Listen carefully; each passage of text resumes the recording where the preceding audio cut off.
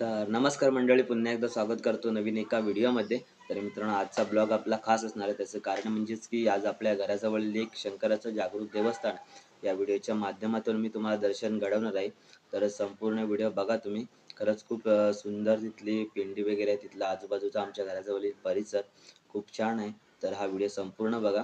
तर चला मग आता व्हिडिओला सुद्धा स्टार्ट करूया. आता मी घरी बसलोय, निघूया. सकाळची वेळ आहे आणि वाजलेत बरोबर 10 वाजून गेलेत आणि निघूया आता जायला.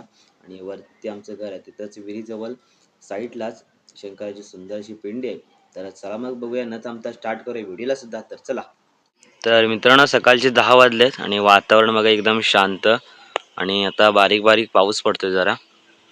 आणि समोर बघताय तुम्ही, खूप भारी वाटतंय आणि ऊन कमी आहे आज, परंतु पावसाची शक्यता दिसते.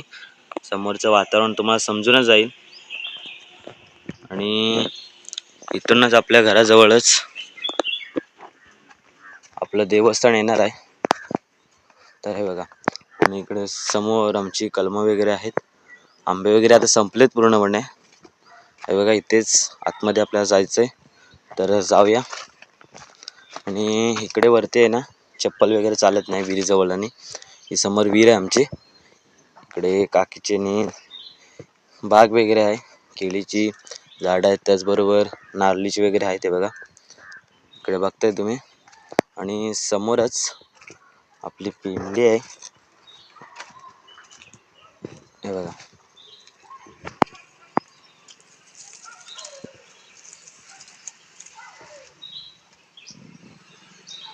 ती 2 शंख आहेत आणि हे आमचं देवस्थान आहे घराजवळी. आणि खूप सुंदर असं, छोटंसंच आहे पण मस्त वाटतंय. आणि साईडला त्रिशूळ आहे बघा, त्रिशूळ दिलं गेलं आहे. तर हे आमचं छोटंसं मंदिर कसं वाटलं नक्कीच कमेंटद्वारे कळवा. आणि ते बाजूलाच वड सुद्धा आहे आमचा छोटासा, हे बघा. इकडे नारळी वगैरेची झाडं आहेत.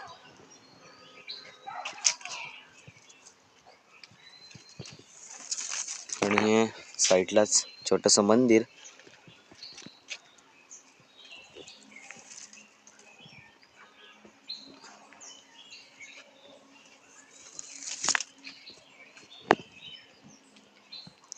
मित्रांनो, तुमच्या साईडला पण असंच म्हणजे घराजवळील असतं प्रत्येकाच्या, म्हणजे वाडीमध्ये किंवा गावात असं देवस्थान असतंच, जसं की आमच्या घराजवळ आहे.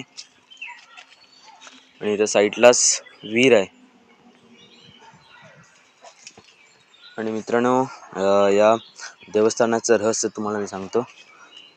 मला जेवढं माहिती आहे तेवढं सांगतो. ही जी विहीर आहे, जेव्हा विहीर ही खोदकामीचं चालू होतं त्यावेळेस खोदकाम चालू असताना, म्हणजे आतमध्ये काम करत असताना जेव्हा ही पिंडी होती, ही पिंडी त्यामध्ये सापडली. त्याचं कारण म्हणजे खूप वेळा तोडण्याचा प्रयत्न केला, परंतु ती तुटत नव्हती. आणि तिलाच आमच्या इथे देवस्थान म्हणून ते जागृत झालं आहे, समोर बघताय तुम्ही. आणि ही जी पिंड आहे ती ह्या विहिरीमधून काढली गेली त्यावेळेस, आणि खूप वर्ष झाली हिला, बघताय तुम्ही.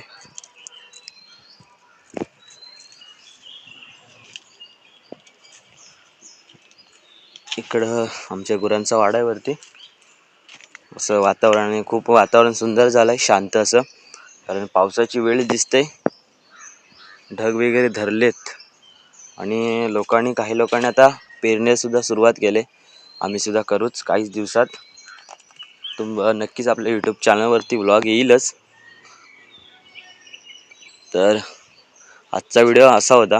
आणि इकडे बाग वगैरे आहेत, आजूबाजूला झाड आहेत. मित्रांनो, आजचा संपूर्ण व्हिडिओ हा सत्य घटनेवरती होता. आणि हा संपूर्ण व्हिडिओ कसा वाटला आवर्जून कळवा. अशाच भेटूया नवीन व्हिडिओमध्ये.